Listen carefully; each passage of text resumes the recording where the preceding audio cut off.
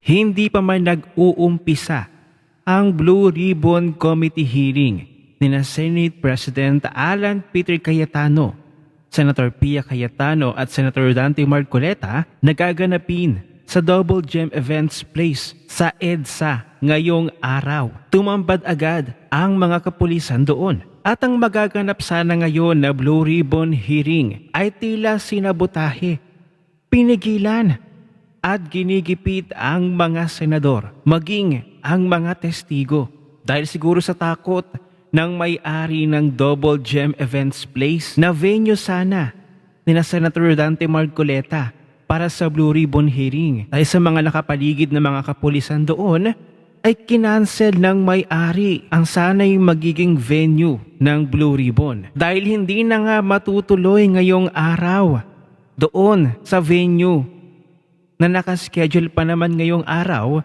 abay si Manong Chavit ibinulgar na sa media kung sino ba talaga ang tunay na magnanakaw. Ang buong kaganapan, panoorin natin ang video na ito. So, yung istorya po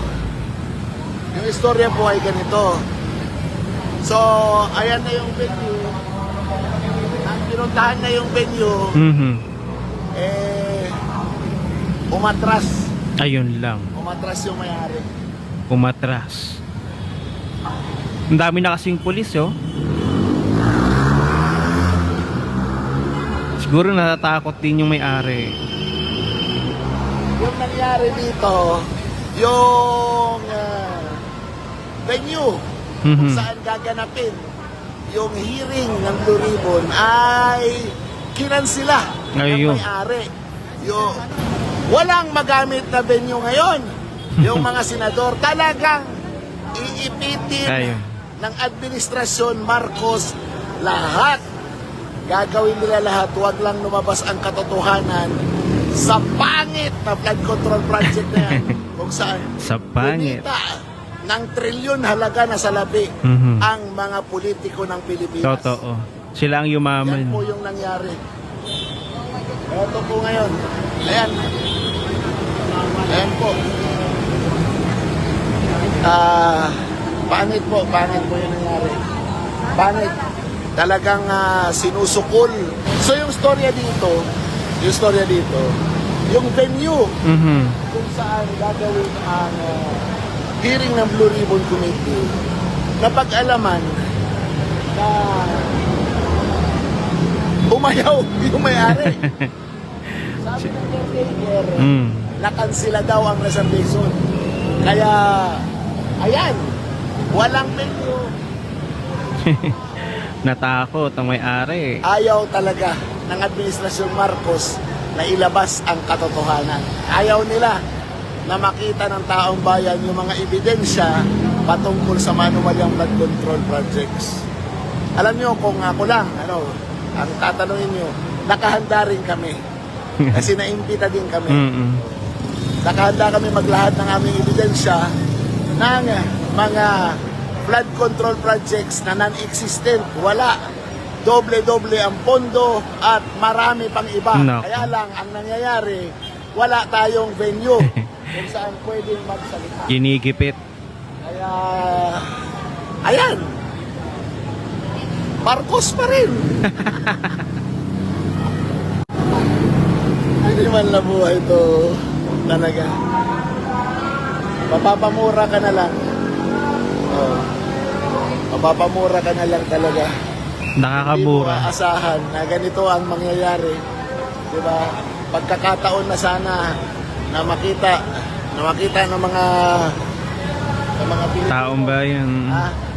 yung mga ebidensya na dala ng mga inimbitahan. Kasama kami doon. Sana imbitahan.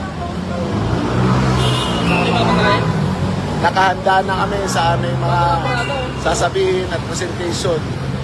Papatunayan namin na may mga flood control project na pinondohan ng paulit-ulit. Patutunayan namin na may mga flood control project na talagang wala. Mga ghost talaga. Ito na. Ay nangyari.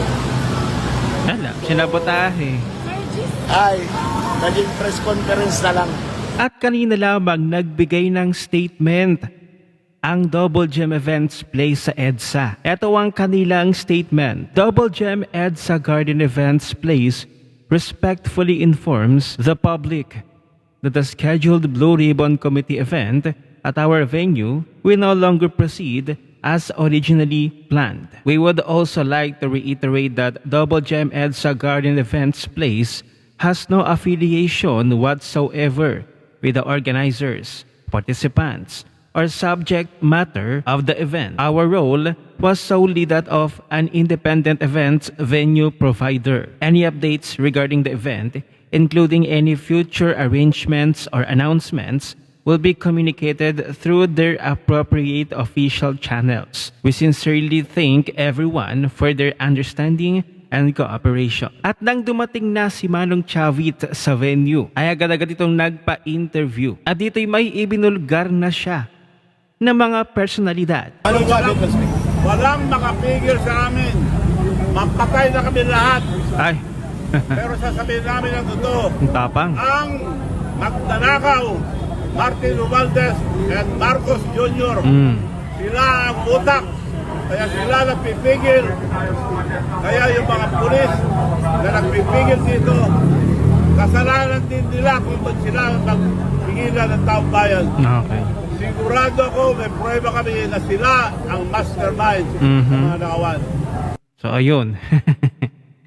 Nagsalita na si Manong Chavit kasi nga naman pinipigilan sila sa kanilang mga ibubulgar. May mga ebidensya naman daw pala silang hawak na magtuturo sa tunay na magnanakaw sa kabanang bayan. Wala na talagang pilit pinipigil, pilit ginigipit ng Marcos administration ang mga katotohanan na dapat sanay malaman ng taong bayan dahil may karapatan ng taong bayan. Dahil ang mga kinukurakot ng mga politikong kurakot ay mula sa pinaghirapan ng taong bayan. Ang tanong nga, bakit ito'y pipigilan pa? Hindi na ito parte ng Senado o ng kung ano pa mang gobyerno. Hindi ba alam ng Marcos administration na sa patuloy na ginagawa ninyo ngayon na pagpigil sa katotohanan ay lalo lang nagtatanong ang taong bayan, ano yung dahilan bakit pinipigilan ang Blue Ribbon ni Marcoleta at Cayetano? Mayroon ba talagang itinatago ang Marcos administration na ayaw malaman ng taong bayan? Pati ang mga AFP, ang mga kapulisan, nadadamay sa galit ng taong bayan. Galit na po ang taong bayan sa inyo, mga kapulisan, mga kasundaluhan. Grabe na ang pagkontrol sa lahat ng bagay. Kaya't ang tanong ng taong bayan, ang Marcos administration ba ay nagtagumpay sa pagpapahinto ng Blue Ribbon Committee hearing? Sa palagay ko, hindi nagtagumpay. Sa mga nangyayari ngayon sa mga pagpipigil, panggigipit, lalong maraming tanong ang mga Pilipino. Lalong marami silang tanong kung bakit pilit pinipigilan. Kasi ang isip ngayon ng taong bayan, bakit pinipigilan? So ang mga pumipigil ay mga galawang guilty yan. Ganun agad ang iisipin ng taong bayan, Mr. President. O di ba, akala ko ba, sabi nyo, sa inyong administrasyon, sabi ni Auntie Claire, dapat sa gobyerno, may accountability, may transparency. O bakit ngayon, ang Cayetano Black, sina Marcoleta, sina Senate President Alan Peter Cayetano ay for accountability at transparency naman ang ginagawa nila ngayon? So bakit pinipigilan ninyo? Kaya aking mga manonood, tutok lamang kayo sa akin channel dahil malalaman na natin kung matutuloy ba talaga ang hearing mamaya at sino-sino ang ituturo na tunay na mga magnanakaw. Ano ang inyong opinion? I-share mo na ang video na ito. Mag-iwan ng comment at lagyan sa ibaba at magkita-kita ulit tayo sa susunod na video.